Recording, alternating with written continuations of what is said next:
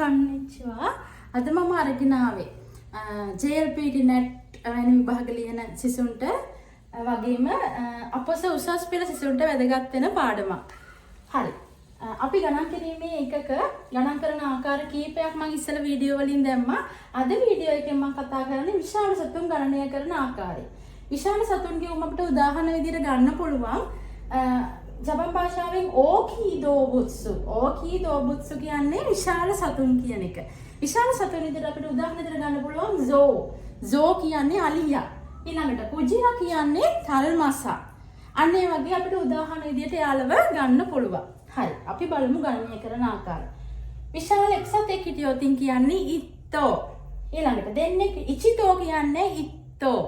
ඊළඟට දෙන්නෙක් හිටියොත් නිතෝ. තුන් දෙනෙක් හිටියෙන් සන්තෝ. හතර දෙනෙක් හිටියොත් යොන්තෝ. පස් දෙනෙක් හිටියොත් ගොතෝ. ඊළඟට හය දෙනෙක් හිටියොත් රොකුතෝ. ඊළඟට හත් දෙනෙක් හිටියොත් නනතෝ. ඊළඟට අට දෙනෙක් හිටියොත් හචිතෝ.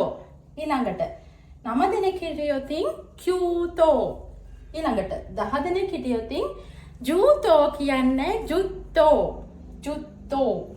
ඊළඟට කී දෙනෙක්ද විශාල සතුන් කී දෙනෙක්ද කියලා ප්‍රශ්න පදය හදා ගන්නවා නම් අපි කියන්නේ නන්තෝ. නන්තෝ කියලා තමයි කියන්නේ. තේරුණා නේද ජපන් භාෂාවේ විශාල සතුන් ගණනය කරන ආකාරය? හරි.